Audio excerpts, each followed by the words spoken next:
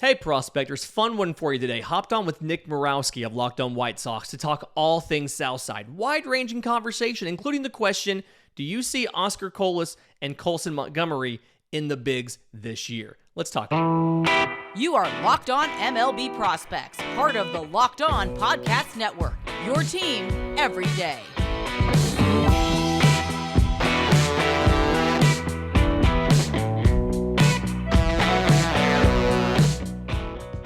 Welcome, Lindsey Crosby, the host of Locked On MLB Prospects. Thanks for joining the podcast, Lindsey. Thanks for having me. And I got to be honest, I'm just glad that we have more facial hair in the Locked On Podcast Network. I feel like the longest time I'm the only bearded one, and it's a glorious mustache. I appreciate that. I feel like maybe there should be a little, in honor of the NCAA, maybe a little bracket, a little facial hair bracket we can think about for Locked On. I don't know, just like a thought. Lindsey, I just got back actually from spring training, seeing the White Sox, Camelback Ranch, and a lot of players with the high numbers, no names on the back of the jerseys, but there's also a lot of names that Sox fans have been pretty familiar with. And got to start off with two guys, Oscar Colas and Colson Montgomery. Oscar Colas is the guy that a lot of folks nationally, locally are saying he's going to make noise. He's going to break camp. He's going to be our starting right fielder. What can you tell us about Oscar Colas? So a big thing on my show is I try to avoid doing comps because it gives people like an unrealistic expectation of what performance that player is going to do. But Oscar Colas is one of my favorites to do the stylistic comparison to. Like, okay, what type of player is he? So he is very much a corner outfield, like a right field power hitting, big arm defensive right fielder. And so it's something where I think he's going to break camp as the starter in right field. I think that he's going to be able to impact at a high level. The thing that has surprised me in 2022 was he had such a quick adjustment back to professional baseball, and MLB. And you saw the White Sox kept promoting him, trying to challenge him at the next level. He's in Winston-Salem for 2 months. He hits 311, 369, 475. And they're like, okay, let's send him to Birmingham. He spends almost 2 months in Birmingham, and just about everything gets better. Slugging goes up to 563. He strikes out right around the same, but like the power doubles. He had more than twice the number of home runs. And so it kind of feels like he's ready, right? He still has a little work to do as far as chasing stuff down and away, a slider, things like that. He's always going to be around that 18 to 20% strikeout guy. He could play center field if you needed to, but because of the lack of top end speed, you're probably looking at, again, a right fielder, the plus arm, the really good reads, routes, reactions. He's going to be able to, despite the speed, give you somewhat around above average defense in right field. And then he has the tools to hit 25 to 30 home runs. Will he do that the first year? I don't know, but I think that rather soon, that's where you'll be looking at him as he'll bat fourth or fifth. He'll hit 30 home runs. He'll strike out about 20% of the time. And all in all, he'll be a high batting average, high on base contributor to this team. He has been saying all the right things in every article that I have read. Just give me more information. He knows what he needs to work on. And I think he might be 6 for his first 14 early on in spring training. I saw him hit one on the screws when I was out there to dead center for a double. Over the center fielder's head. And the power is going to come. We know he can hit the fastball. It's that breaking stuff that I'm, it's expected he'll take some time to catch up to that. And we as Sox fans have been waiting for a right fielder to get excited about. And the fact that he's got a lefty bat is getting everybody on the Southside, pretty hyped. Another name that, he is skyrocketed up the rankings is Colson Montgomery. And we've got Tim Anderson at short, but maybe Montgomery shifts to a second base, or he might find his way somehow on this White Sox lineup. What should we expect from a guy like Colson Montgomery moving forward? So I was a little iffy on him going into last year about was he going to be a shortstop or would he have to move in kind of like a Corey Seager did, where Corey Seager, had to move and I wasn't quite 100% sure. And then after the year that I saw last year, including getting to see him in person that brief time he was in Birmingham, he's on my dynasty team in my league or in my industry fantasy league. So the thing about Colson Montgomery is you look at the size, right? 6'4", 220, and what he's been able to do with that. He's been able to maintain the speed. He doesn't have blazing top end speed, but very long strides. And so it gives him decent range. He's pretty good at going to his left. I think he can stick at shortstop. The arm is above average, and it's strong enough to make up for maybe not having time to get your feet set because it took you an extra beat to get to the ball. So I think defensively, he can stick it short. Is he going to be a Gold Glover at short? Probably not, but he'll be above average. And then he very much is that modern shortstop that has good contact, but can also hit for power. He's added about 15 to 20 pounds of muscle. And I think just about every single bit of it fires when he sends a ball into left center. It kind of seems like that's his power alley. He'll still pull balls for home runs, but I'm very confident in his ability to hit at the big league level and hit for power and stay at short. I think if there's any real knocks on Colson Montgomery, it's that speed-wise, like I said, not the top end speed, and so you don't see him be much of a stolen base threat. He can go first to third on a base hit. He's got really good instincts and knows when to go, but the actual steals may not come around. But other than that, I feel like he answered a lot of questions last year with his performance, and he is no doubt the shortstop of the future now. Yeah, he's another guy that we're very excited about as Sox fans. Want to switch to arms for a moment here. Davis Martin came in last season as kind of a sixth starter, had some spot starts, helped out with some of the injuries that the Sox had. Looking for maybe who could fill that role. And maybe it is still Davis Martin, but we've got guys like Jonathan Stever, Sean Burke, Matthew Thompson. Wondering if any of those guys in your mind, we might see at the big league level in small doses in 2023. I'm a really big fan of Sean Burke and of what he's done. I don't know how quickly we'll get to see him. He's one of those rare college pitchers that has more projection available. He missed time in college because of Tommy John, was a 2021 third rounder, but shot through the system. I think he finished at AAA last year, and strikeout rate of 11.4 strikeouts per nine. Just kind of, I think he was in the top 30 for guys who had at least 100 innings in the minors last year. You can really tell that the two weapons that he has, as far as the fastball and the curveball, both of them are plus. The fastball is very, very good up in the zone. He can spot it anywhere, but it's got really good ride up. And then the curveball tunnels off of that very well. Not a true 12-6. It has a little bit of a tilt to it, but very good. Kind of sits around 80 miles an hour or so. Works against lefties really well. The slider is two-plane break as well, but more horizontal than vertical, so it's a different picture. And then the changeup is there, not necessarily great, but the fact that he's really good, his windup is kind of short. It's almost like he's working from the stretch.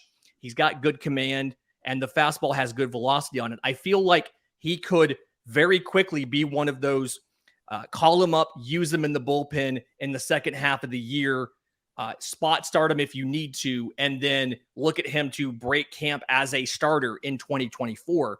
Just a big fan of what I've seen him do and just how I've seen him get better since he's been a professional and been able to pitch every fifth day versus that college schedule you're on. Very, very confident. He'll probably start off in Charlotte, but you'll see him at the big league level pretty soon, and I think he'll be pretty effective. That is music to all Sox fans' ears.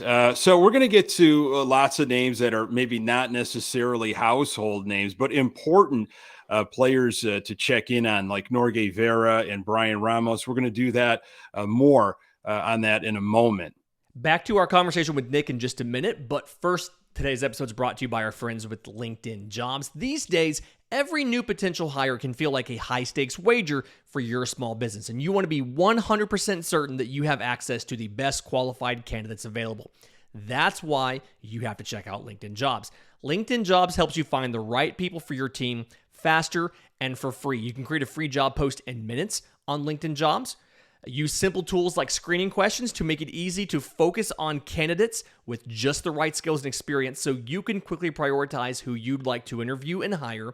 And that's why small businesses rate LinkedIn Jobs #1 in delivering quality hires versus leading competitors. LinkedIn Jobs helps you find the qualified candidates you want to talk to faster. Post your job for free at linkedin.com/LockedOnMLB. That's linkedin.com/LockedOnMLB to post your job for free. Terms and conditions do apply. All right, Lindsay. Listeners have been weighing in, getting some questions about a couple guys that, are not terribly, they're not household names, but we've heard of them. Christian Mania and Yoenis Cespedes. Let's maybe start with Mania and continue that pitching pattern here. Thoughts on Christian Mania, who's right now number 7 in the White Sox system? Yeah, so 2019 IFA, he went through 3 different levels last year. I struggle a little bit to know how much of that move to the 3rd level is actually a promotion and how much of that was we just wanted him to be in Project Birmingham. I have that little bit of issue every time, and then how to evaluate guys at Project Birmingham. But when you look at what he did, the big thing for Christian Mania last year was getting a full season in.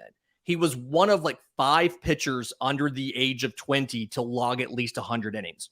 And of that, he was, I think, 2nd in the minors from that group in ERA and strikeout rate. Strikeout rate was almost 30%. And just very much kind of based around the fastball curveball combo. He added some good weight the last year and a half. He can touch about 97 with it now, whereas when he got stateside, he was looking, 90, 91, 92. The curveball works well off of it, sits lower 80s. Another ball that not straight vertical, 11-5, so a little bit better against lefties.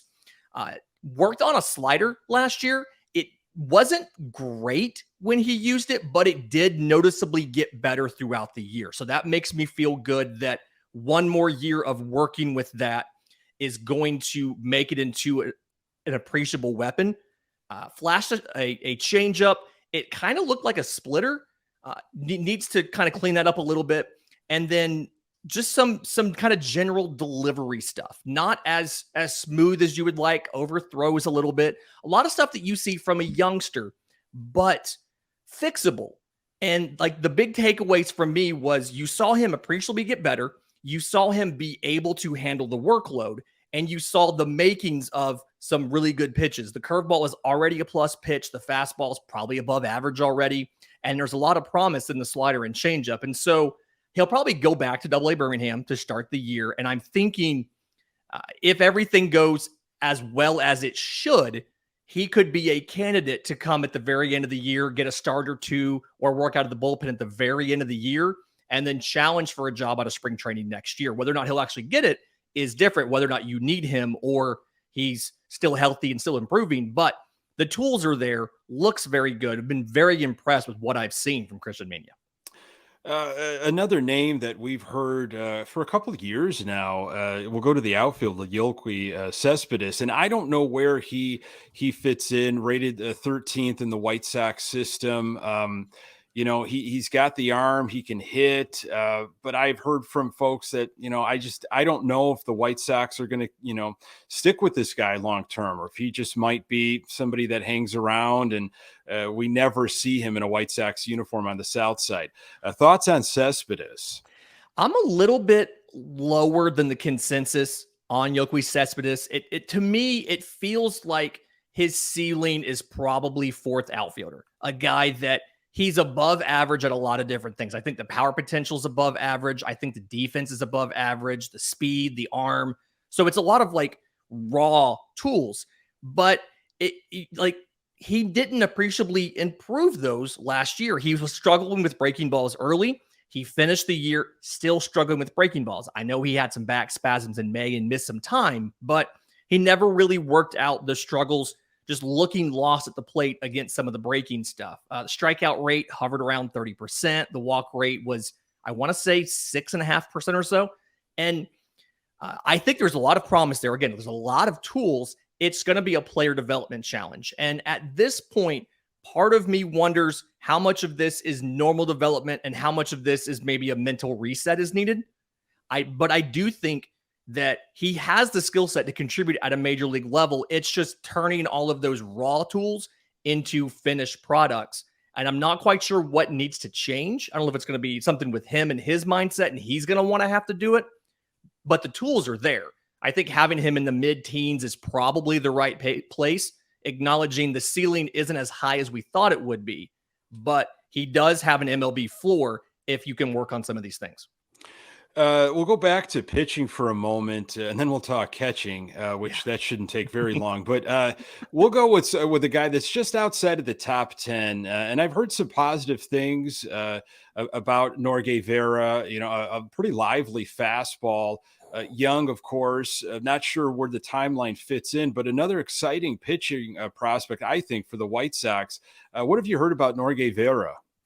You explained the fastball really well. Like, it explodes out of his hand, right? I mean, it is one of the better fastballs in this system to me. Consistently sits around 96. I saw it last year, touch 99. He may or may not hit 100 in spring. Like, it's that good of a pitch. But then also because of his delivery, and I can't really put into words why, but the ball, it's almost hard to pick up out of the hand. Right. And so it adds some deception to it. I think part of that's because he kind of comes across his body with the delivery, which maybe isn't the greatest thing, but it works out in this case. To go along with that, the slider, I think it could be above average if he believed in it more. Like, he throws it and you can tell he doesn't necessarily think it's going to work. It's a good slider, sits low to mid 80s. He needs to throw it a little bit harder and believe in it a little more. And then the changeup, it has good drop to it, but it doesn't have a lot of that usual changeup kind of run to the arm side. So I'd like to see the changeup improve a little bit to maybe get to average. But I think he's probably going to go back to high A Winston-Salem to start this year. And I could see him as a middle to back end of the rotation kind of guy. And if for some reason you can't get that third pitch to come around and you're just a fastball slider guy, the fastball is so good that you're looking at a higher leverage relief opportunity at worst. But the big thing last year was just the velocity dropped later in the year because he was tired. It was his first year stateside in a full season of ball, and you could see that effect start to happen on him late. So I just want to see him get a full year this year. Even if he looks great, I'm probably not calling him up at the end of the year because I just want him to pitch every fifth day as much as possible to polish some of these fantastic raw tools. Yeah.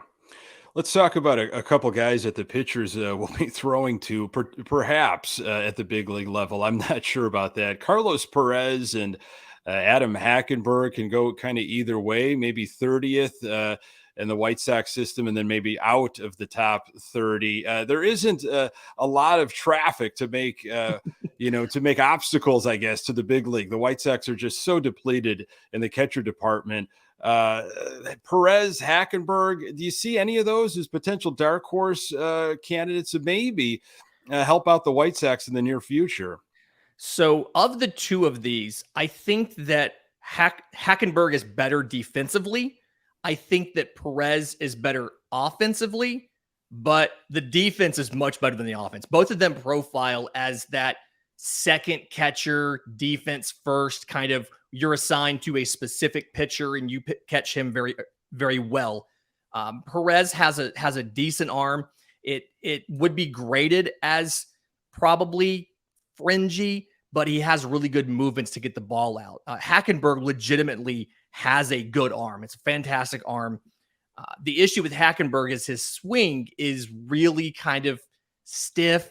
And he has bat speed issues because of it. Can't always catch up to fastballs, but then again, can get fooled by a breaking pitch or an off speed. So Perez is technically the better hitter. I still think the ceiling is probably fringe to average on the hit tool for Perez.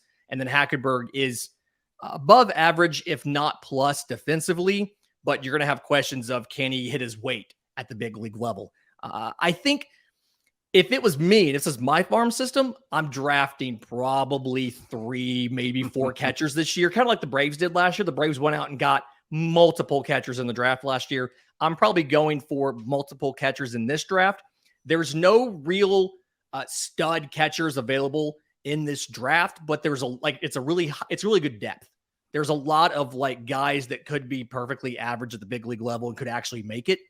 And I think that's probably a thing you need to do is go out and get a couple catchers just to supplement the depth in the system. Yeah, I agree. That's a good prediction. Want to get your take on some dark horse candidates and that might have an impact on this season and maybe 2024. And how about some names that might never wear a White Sox uniform? More on that in a moment. Okay, so we are, Lindsay, I wouldn't say we're loaded with infielders, but guys like Lenyn Sosa, Jose Popeye Rodriguez, Brian Ramos. Ramos had a walk-off single the other day in spring training. All of them have kind of raised some eyebrows with Sox fans. You've got Moncada that it should be at the hot corner for a while now. Anderson, he's got a couple of years left. Will they lock him up long-term and keep him in a White Sox uniform for the rest of his career? But second base seems to be open after this year with Elvis Andrus just on a 1-year contract. Of guys like Sosa, Rodriguez, Ramos, do you see one or maybe all 3 or maybe 2 of them that, they might be traded? There isn't a direct path to the Chicago White Sox, and there are other teams that might be looking for their services. And perhaps when the trade deadline comes around, maybe the White Sox package them up to look and get an arm or something for the stretch. The one most likely to get moved to me is Ramos. So when you look at kind of the package of and I hate to take him away from Luis Robert. It's the system's always been very good with the Cuban international free agents. But when you look at the package, they've tried him at second. He's okay at second, but he's much better as a third baseman. And like you pointed out, third base is occupied right now. And the thing is, you have Colson Montgomery, and he profiles he can stay at short. But if you re-sign Tim Anderson, he can kick out to third. If Moncada's holding third, he can kick into second. He's very versatile. And so Ramos, to me, you can see that the power is somewhere between above average and plus. I've seen him drive balls out to right center that just look like they're going to never come down. But he's also aggressive at the plate. He's prone to chase sometimes. And sometimes he'll try to pull a pitch. He should just be driving. And so to me, it's very much a scenario of the tools are obvious, right? You can point to it and you can say, yeah, his speed's not great, but his defense, he's going to be an average or above average defender at third. He's got above average power potential. He's going to have at least an average bat. He's a very intelligent player. He taught himself English when he got to the States. And so packaging him up, I think he can be the centerpiece of a deal to go out and get something at the deadline. What you get, I'm not sure, other than maybe some catching, but Ramos just feels like he's the one most likely to move because he's immediately blocked, but he has a ceiling that other teams can see and can think, oh yeah, I can fix that guy. Yeah. And I know a lot of teams, they might overvalue their own guys, their own prospects, but I have felt the White Sox have held on to guys maybe far too long that are just blocked. And, so I have a feeling this summer, we might see some of those guys moved. Before I get to your dark horse candidate for this White Sox team, I want to just pick your brain on Noah Schultz. A lot of excitement for Noah Schultz here locally, and just want to know what you're hearing. He's young, but boy, he's got some upside. He's really, really interesting, right? Okay, so for those of you who don't remember Noah Schultz, 6'9", 220. He would be one of the tallest starting pitchers in the big leagues if he makes it. The odds are against him based on the size. But here's the thing that I think you can fix that takes Noah Schultz to the next level. The fastball is already really, really good. I mean, it kind of like we talked about earlier, explodes out of the hand, has a ton of late run to it and sink. So it'll come in on your hands. It'll break your bat. You'll roll over it for a weak grounder. But he throws from a really interesting like wind up, and the slot's a lot lower than you would think. And so you almost lose some of the advantage of being so incredibly tall because you're deliberately lowering the release point. And it helps. The delivery helps with keeping the arms and the legs in sync, which is incredibly tough when you're incredibly tall. So that's fine. I do want to see them work with uh, the release point and the arm angle and increase that a bit. The slider, I think, would benefit from that. It's a hard sweeper right now, and a lot of that movement is late. But if you can raise the angle of the arm, you can turn that into two-plane break, where you're going to either face a fastball that's coming incredibly downhill, that's going to come in on your hands and drop, or you have a slider coming in that's going to dart away from you and go out of the zone. You combine those with a changeup. I really think it's something you have a guy who could absolutely be a number 3, number 2 in a rotation because of the physical tools he has. It's just a matter of how can you optimize what he's doing. And the curveballs, the slider works for both lefties and righties. The changeup is there to kind of keep guys off of righties, give them something else to work against righties, fix the release point in the arm slot. And you've got a guy who is going to be completely unusual that no hitter has seen a pitch from this angle, take that movement, and it's going to be that much harder to hit him. Unusual angles bring a lot of White Sox fans to the Chris Sale vision, which wasn't too long ago. But yeah, I could see that repeatable motion difficult for someone of that size. So, and he's got it. Before I let you go, I got to pick your brain on dark horses. Our beat reporter for MLB.com, Scott Merkin, singled out Edgar Navarro as somebody not listed on the team's 30, but maybe emerges and helps out with a bullpen that, we're going to need some help with Garrett Crochet coming back from Tommy John the first couple months. And obviously Liam Hendricks battling something bigger than baseball. Maybe not necessarily a pitcher, but another player that you might see coming out of nowhere to make an impact with this White Sox team.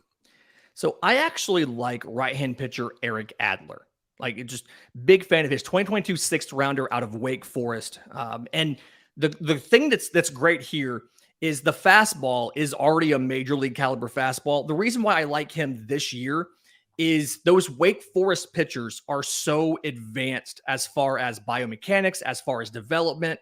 I mean, you have an affiliate there in Winston-Salem, so the coaching staff knows this already, but they're so far along with developing their pitches. He has fantastic spin rates to his fastball, to his slider. They call it a death slider. Like, that's how good this thing is. It's probably one of the best sliders in the minor leagues right now. And he was drafted last year. The whole reason that he was available in the 6th round is he has a little biomechanical stuff and delivery you have to figure out. Once you get that figured out, I absolutely love him to make a huge impact and to be a guy that I think eventually can be a closer for this team because the slider is that good. It's going to be something kind of like we talk about Devin Williams and people talk about what his pitches, those legendary pitches that these closers have. This death slider will be that for Eric Adler. Just hearing death slider gets me all kinds of excited for this guy. Lindsay, I know I speak for all of the LockedOn White Sox listeners. We have been educated. Thank you so very much for your time. Please, where can we find all of your great work? I'm on Twitter at Crosby Baseball. My show, LockedOn MLB Prospects, available wherever you get your podcasts and on YouTube. And then if you have questions for the show, we do mailbags every single Monday. So send those to me. We'll put your question in the next show next Monday. Can't thank you enough. Thank you so much, Lindsay Crosby from LockedOn MLB Prospects.